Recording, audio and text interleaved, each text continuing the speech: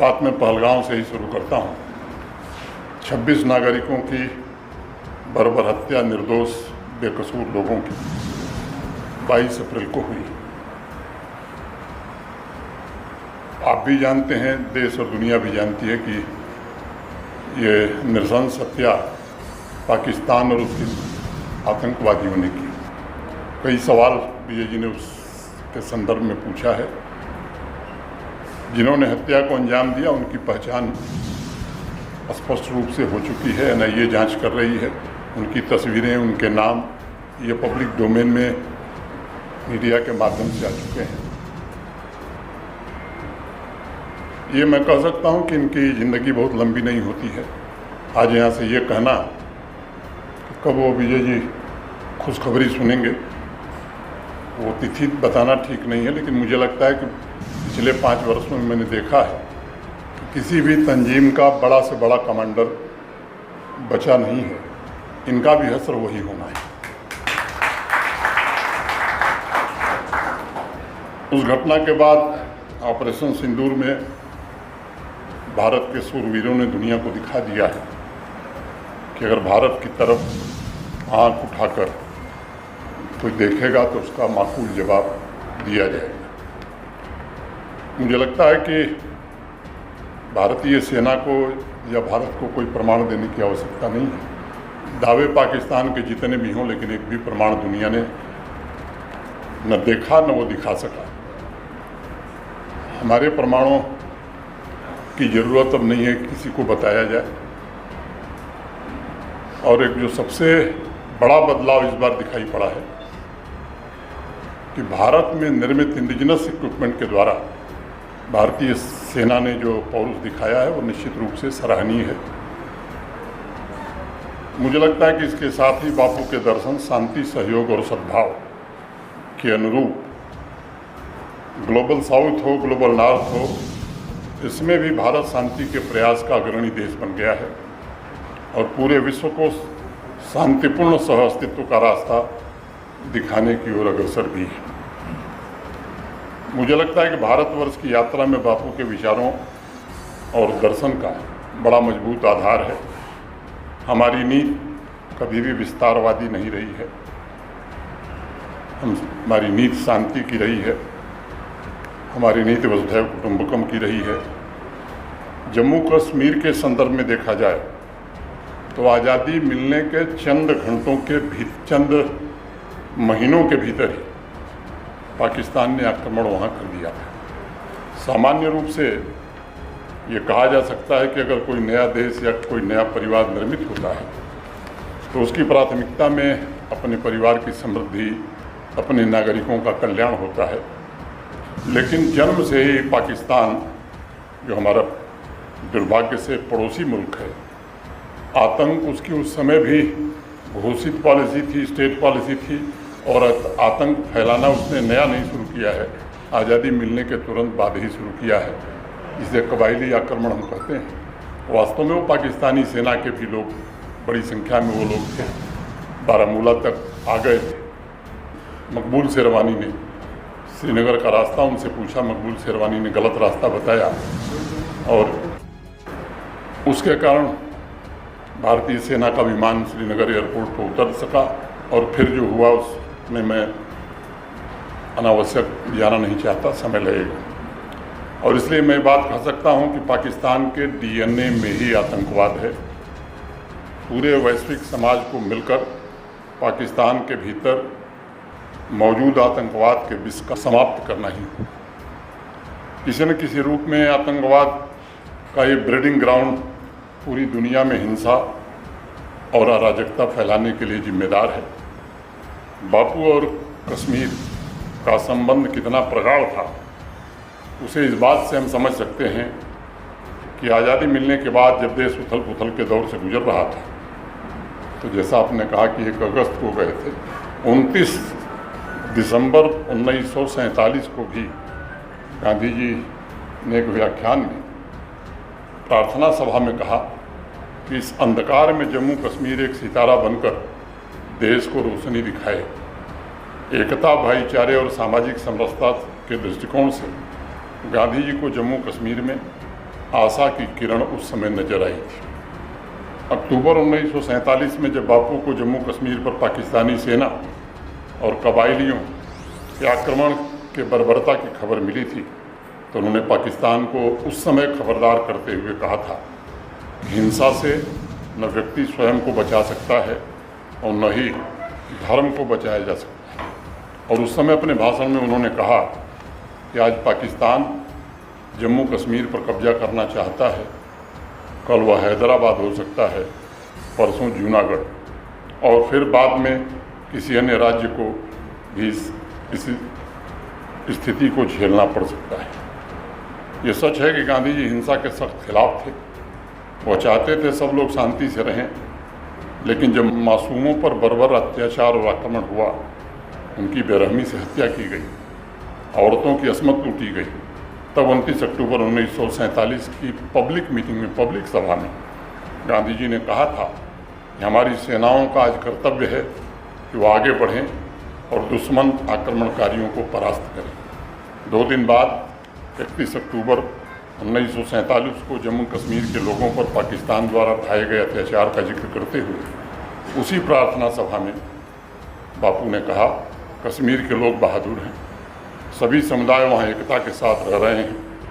कश्मीरियों को आक्रमणकारियों से वापस जाने के लिए कहना चाहिए और यदि वे हमला करते हैं तो उन्हें कश्मीर के लोगों की लाशों पर चलना होगा, तब कोई भी हमारे सैनिकों को छू नहीं पाएगा। यदि वे मर जाते हैं तो वे अमर हो जाएंगे, हमारे चारों ओर का अंधकार मिट जाए और हम प्रकाश देख पाएँ। आज मेरी यही प्रार्थना है। मित्रों, गांधी जी जम्मू कश्मीर में अमन और तरक्की देखना चाहते थे। राष्ट्र तथा जनसेवा के लिए समर्पित उनका जीवन इस बात की मिसाल है कि इंसान स्वयं को निष्काम सेवा के लिए अर्पित करके बड़े से बड़ा लक्ष्य प्राप्त कर सकता है। लेकिन कुछ आपने शुरुआत में ही बता दिया, जो विद्वान लोग बैठे हैं। मैं 1947 या जब से आतंकवाद शुरू हुआ तब से बात करूं, मुझे लगता है कि न इतना समय होगा, उबाऊ भी होगा और दिक्कत भी होगी। लेकिन ये सच है कि वहाँ का आम जनमानस, वहाँ की पूरी व्यवस्था आतंकवाद से पीड़ित थी। 2019 के पश्चात मैं कह सकता हूँ कि जो 5 अगस्त 2019 को फैसला देश की संसद ने लिया, मैं मानता हूँ कि भारत के वर्तमान प्रधानमंत्री आदरणीय नरेंद्र मोदी जी की दृढ़ राजनीतिक इच्छा शक्ति का परिणाम था और उसका ये प्रतिफल है। और मैं समझता हूँ कि उद्देश्य भी यही था कि जम्मू कश्मीर भयमुक्त हो, आतंकवाद से मुक्त हो, शांति के प्रतीक के रूप में देश के बाकी राज्यों की तरफ वो भी अपनी जगह बना सके। मुख्य रूप से ये उद्देश्य रहा होगा। 7 अगस्त 2020 को मुझे प्रधानमंत्री जी ने कश्मीर की जिम्मेदारी दी थी। जब मैं गया था तो कोविड का काल था, चुनौतियां दूसरे प्रकार की थीं। इन 5 वर्षों के दौरान मुझे लगता है कि मेरे दिमाग में खाका बड़ा स्पष्ट था कि जिस उद्देश्य के लिए देश की संसद ने, भारत की सरकार ने, माननीय प्रधानमंत्री जी ने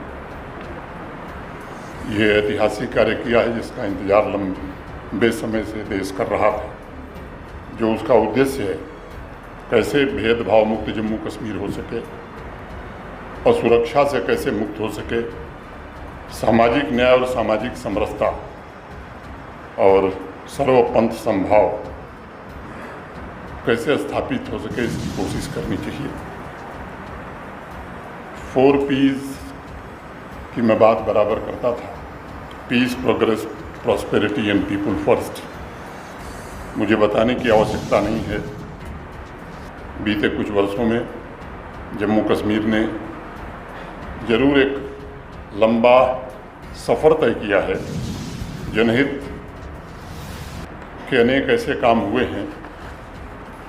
कम समय में समावेशी विकास की दिशा में जम्मू कश्मीर ने लंबी दूरी तय की। आंकड़े गिनाऊंगा तो समय लगेगा, लेकिन 2-3 बातों का जिक्र मैं करना चाहता हूँ। ये सच है कि पत्थरबाजी इतिहास की घटना हो गई है। अब पाकिस्तान के इशारे पर वहाँ कोई बंद काल नहीं होता। अब एकेडमिक कैलेंडर वहाँ जारी होता है। नाइट लाइफ का आनंद कश्मीर के लोग भी, जम्मू के लोग तो पहले रहे थे, अब लेते हैं। विधानसभा और लोकसभा के चुनाव के समय भी देश में और दुनिया में अनेक प्रकार की शंकाएं व्यक्त की जाती थी, कैसे होगा। मैं कह सकता हूं कि सबसे ज़्यादा मतदान भी हुआ, और गोली की बात छोड़िए, एक कंकड़ भी पूरे जम्मू कश्मीर में न कहीं चला, न कहीं एक रिगिंग की शिकायत आई। इस निष्पक्षतापूर्वक चुनाव को संपन्न कराने में चुनाव आयोग को सफलता मिली। कोई भी राजनीतिक दल, चाहे वो राष्ट्रीय स्तर का हो या जम्मू कश्मीर का, किसी ने एक भी आरोप अभी तक नहीं लगाया है कि जम्मू कश्मीर में विधानसभा या लोकसभा के चुनाव में कोई पक्षपात हुआ, कोई गड़बड़ी हुई। ये सच है कि मोटे तौर पर एक समय था, अरविंद पंडिता जी बैठे हैं, वहीं के रहने वाले हैं, वहाँ से विस्थापित हुए थे, मजबूरी में हुए थे। 150 से लेकर के 200 के आसपास लोकल टेररिस्ट, माने वहाँ के स्थानीय आतंकवादी रहते थे। एक भारत सरकार की बड़ी स्पष्ट नीति रही है, और भारत सरकार भी विश्वास करती है उसी नीति को लेकर के जम्मू कश्मीर आगे भी बढ़ा है कि शांति खरीदी नहीं जा सकती, शांति को स्थापित करना पड़ता है। और एक प्रयास हुआ है कि शांति कैसे स्थापित हो, और मैं कह सकता हूँ कि लक्षण वही है कि शांति स्थापित, तो जो मैंने गिनाए आपको, न हड़ताल होती है, न पत्थरबाजी होती है। जिन तंजीमों का नाम आप जानते हैं उनका कोई टॉप कमांडर अब जिंदा नहीं है। लोकल रिक्रूटमेंट की मैं बात कर रहा था, 150 के आसपास, 125, 150 ये लोकल टेररिस्ट होते थे। पिछले साल रिक्रूटमेंट 6 हुआ, और इस साल आज मैं खड़ा हूँ यहाँ 16 जुलाई को, तो इन 6-7 महीनों में एक लोकल रिक्रूटमेंट हुआ है। ये इस बात का संकेत देता है कि स्थानीय लोगों में अब आतंकवाद के प्रति आकर्षण नहीं है। 22 अप्रैल की घटना के बाद जिस तरह से जम्मू कश्मीर की आवाम या आम आदमी सड़क पर आया, पाकिस्तान और आतंकवाद के खिलाफ जिस तरह से वो खड़ा हुआ, वो मैं समझता हूँ कि शायद 5 साल में मैंने तो कभी नहीं देखा था। अनेक लोगों से मैंने बात की है, वो कहते हैं कि 50 वर्ष में भी ऐसा दृश्य हमने नहीं देखा था। हाँ, कुछ लोग हैं इनकी सहानुभूति है, कुछ लोग हैं जो इस तरह के बयान देते हैं, जो TRF अपने सोशल मीडिया प्लेटफॉर्म पर लिखता है कि मेहमान हमारी तहजीब बिगाड़ रहे हैं, कल्चरल इन्वेजन हो रहा है, अल्कोहलिज्म और वल्गरिज्म फैलाई जा रही है।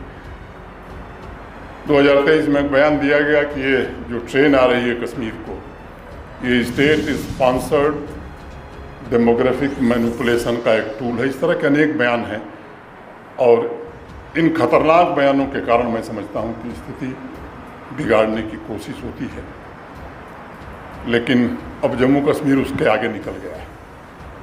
अब वो समय बीत गया है कि आतंकवादी आकर के प्रधानमंत्री कार्यालय में बैठ कर के बात करे। अब मैं समझता हूँ कि NIA का या जम्मू कश्मीर पुलिस का एक SP भी उसे कुर्सी नहीं देता है, ज़मीन पर ही बैठाता है। इसलिए स्थिति में बड़ा बदलाव आया। आतंकवादियों की संख्या कम करना, आतंकवादियों को एलिमिनेट करना, मैं समझता हूँ ये पूरा काम नहीं है। एक पूरा इकोसिस्टम काम करता था। उस पूरे टेरर इकोसिस्टम पर प्रहार, और ठीक से प्रहार, कौन उनको आर्थिक रूप से मदद पहुँचाता था, कौन उन्हें शेल्टर देता था, टारगेट कौन आइडेंटिफाई करता था, उन्हें लॉजिस्टिक कौन प्रदान करता था, और डीप इन्वेस्टिगेशन ऐसे तमाम लोगों के खिलाफ प्रभावी कार्रवाई हुई है। जो रेडिकलाइजेशन करने में लोग लगे हुए थे उन्हें भी चिन्हित किया गया, उनके खिलाफ भी कार्रवाई हुई। मैं समझता हूं कि ये प्रमुख कारण रहे हैं। और 22 अप्रैल के बाद वो जो बंद हुआ या जिस तरह से लोग सड़क पर आए, मैं मानता हूं कि वो प्रायोजित नहीं था, क्योंकि जब मैं गया था तो ऐसी घटनाओं के बाद हम लोगों को प्रयत्न करना होता। ये स्वतः स्फूर्त था, स्पॉन्टेनियस था। इसका श्रेय कोई नहीं ले सकता है कि हमारे कारण ऐसा हुआ। जो लोग कहते हैं, मैं समझता हूँ कि वो लोगों को बेवकूफ़ बना रहे हैं या धोखा देते हैं। और हर पंचायत में हुआ स्वतंत्रता दिवस का कार्यक्रम, हर विद्यालय में हुआ। बुरहान वानी के बाप ने भी तिरंगा झंडा फहराया एक स्कूल पर। वही उस समय की सबसे बड़ी हेडलाइन थी। अब तो आदत पड़ गई, जो तिरंगा यात्रा देश भर में निकलती थी। मैं समझता हूँ कि डल के किनारे का जो दृश्य था वो जम्मू में तो पहले से होता था, लेकिन सोपैया, पुलवामा, कुलगांव, ये जो ज़िले दूसरे कारणों से जाने जाते थे, अब इनकी पहचान 10,000 युवा भारत का तिरंगा लेकर के भारत माता की जय का नारा लगाते हुए निकले। इसके कारण ये पहचान बदली है। या बेचने वाला हो, कालीन बेचने वाला हो, जो समृद्धि वहाँ आई है, मैं समझता हूँ कि इसका आनंद अब वहाँ के लोगों ने लिया है और वो जानते हैं कि अब हमारा कोई भविष्य पाकिस्तान के साथ नहीं है। किसी ने मुझसे कहा कि आप क्या मानते हैं 5 साल में सबसे बड़ी उपलब्धि? हमने कहा कि पहली बड़ी उपलब्धि कि इंडियन स्टेट की अथॉरिटी अब जम्मू कश्मीर में पूरी तरह से इस्टेब्लिश कर दी गई। दूसरी बात उन्होंने पूछा तो मैंने कहा मैं यही कहूँगा कि अब जम्मू कश्मीर भारत के साथ इंटीग्रेट हो गया है। कुछ लोग हैं वो भी ख़त्म हो जाएंगे, लेकिन 99% लोग अब भारत के साथ इंटीग्रेट हो गए, ऐसा वो दिल से मानते हैं। और एक बात हम सब जानते हैं, जहाँ भी दुनिया भर में आतंकवाद है या जिन्हें हम कॉन्फ्लिक्ट जोन कहते हैं, जब स्थानीय समर्थन, वहाँ के लोगों का समर्थन समाप्त हो जाता है तो सुरक्षा बल और पुलिस अपना काम पूरी मुस्तैदी से कर लेते हैं। मैं इसमें ये मानता हूँ कि जो बदलाव हुआ है, निश्चित रूप से शायद अब ऑक्सीजन और खाद तो उन्हें नहीं मिलेगी, आतंकवाद पूरी तरह समाप्त हो, जिस उद्देश्य से 5 अगस्त 2019 को फैसला लिया गया था संसद के द्वारा। अभी उस घटना के बाद डल के किनारे एक मीडिया के साथी यहाँ से गए थे। उन्होंने 10 साल के बच्चे से पूछा कि पहलगाम हमले के पीछे कौन है। बड़े इनोसेंट भाव से उस बच्चे ने कहा कि यह आतंकी हमला पाकिस्तान ने कराया है। 10 साल के बच्चे ने कहा। और दूसरी बात उसने कही, इसके अलावा और कोई कर भी नहीं सकता है। उस बच्चे के जवाब में मैं समझता हूँ कि परिवर्तन का स्पष्ट प्रमाण छिपा हुआ है। वह बच्चा पिछले 5 वर्षों में आए परिवर्तन को समझते हुए बड़ा हुआ है। वह जानता है कि आतंक का केंद्र पाकिस्तान है और मानवता का सबसे बड़ा दुश्मन भी पाकिस्तान है। नई पीढ़ी के अलावा पुरानी पीढ़ी के लोगों के सोच में भी बदलाव आया है। उन्हें समझ में आ रहा है कि उनका भविष्य केवल और केवल भारत के साथ है। पाकिस्तान से बर्बादी, गरीबी के अलावा और कुछ नहीं मिल सकता है। इसलिए पहलगाम के बाद ऑपरेशन सिंदूर और उसके बाद 6 जून को भारत के माननीय प्रधानमंत्री जी ने श्रीनगर से, कटरा से श्रीनगर रेल रवाना किया और श्रीनगर से रेल कटरा भी आई। कटरा इसलिए आई कि जम्मू में नया रेलवे का डिविजनल कार्यालय बना है, नए प्लेटफार्म बने, सितंबर में वो काम ख़त्म हो जाएगा। तो जो सपना था कश्मीर से कन्याकुमारी, फिजिकली भी मैं समझता हूँ कि रेल के माध्यम से कश्मीर से कन्याकुमारी श्रीमान नरेंद्र मोदी के नेतृत्व में जुड़ जाएगा। वो सपना भी देश जल्द ही पूरा होते हुए देखेगा। जिस साल मैं गया था तो अक्टूबर के अंतिम फ्राइडे को, शुक्रवार को, वहाँ दरबार मूव होता था। सुब्रमण्यम साहब आए, कहा कि साहब वो आपको चलना होगा सेक्रेटेरिएट इस तारीख को। हमने कहा क्या है? तो साहब दरबार मूव, मैं जानता नहीं था दरबार मूव क्या है। तो जब मैं गया, जो दृश्य देखा, तो 247 ट्रकों पर फाइल लद करके श्रीनगर से जम्मू के लिए रवाना हो रही थी। मुझे बताया गया कि 800 कमरे 6 महीने जम्मू में किराए पर लिए जाते हैं और 1000 कमरे होटल में श्रीनगर में लिए जाते हैं। तो उस दिन तो मेरे पास कोई विकल्प नहीं था, लेकिन मैं तय किया कि मई में जब हम आएंगे, अप्रैल के लास्ट फ्राइडे को जब जम्मू से श्रीनगर, तो कोई ट्रक फाइल लेकर नहीं जाएगी। फिर वो ई ऑफिस हो गया, ऑनलाइन सर्विसेज वहाँ, और आज देश में सबसे ज़्यादा 1140 ऑनलाइन सर्विसेज जम्मू कश्मीर में ही है। वो फर्स्ट है सभी स्टेट और यूटी मिला करके। दूसरी एक समस्या थी लैंड रिकॉर्ड की, उर्दू में ही था। वहाँ का पटवारी कलेक्टर से ज़्यादा ताकतवर था। और मैंने एक बार जब डिजिटाइजेशन हो रहा था तो एक कार्यक्रम मैंने कहा कि अगर उस समय डिजिटाइजेशन का युग रहा होता तो भगवान कृष्ण जैसा महान व्यक्तित्व मौजूद था, फिर भी महाभारत हो गया 5 गांव के लिए। उराग दरबारी का नाम आपने सुना है, बहुत लोगों ने पढ़ा होगा, श्रीलाल शुक्ल का। उसमें एक पात्र है लंगड़। लंगड़ माने भोजपुरी में जिसका पैर खराब है, तो उसका एक पैर खराब था। वो बेचारा अपने लैंड रिकॉर्ड के लिए पटवारी के पास दौड़ता था, रेवेन्यू अफसर के पास दौड़ते दौड़ते लगा कि उसका दूसरा पैर भी खराब हो जाएगा, तो उसने जाना बंद कर दिया। अब लैंड डिजिटाइजेशन हो गया पूरी तरह से, हिंदी, उर्दू और अंग्रेजी, ये तीनों में लैंड रिकॉर्ड और पासबुक सबको उपलब्ध करा दी गई है। वंचित वर्ग हो, आदिवासी समुदाय हो, जो भारत के संविधान द्वारा प्रदत्त अधिकार हैं वो उन्हें मिल गए हैं। महिलाओं के साथ जो भेदभाव था, वहाँ की हैं और आ गई, शादी दूसरी जगह हो गई तो पिता की संपत्ति से, अधिकार से वंचित हो जाती थी लोग। ये कानून भी बदल गया, बड़ा अन्याय था। एक ऐसा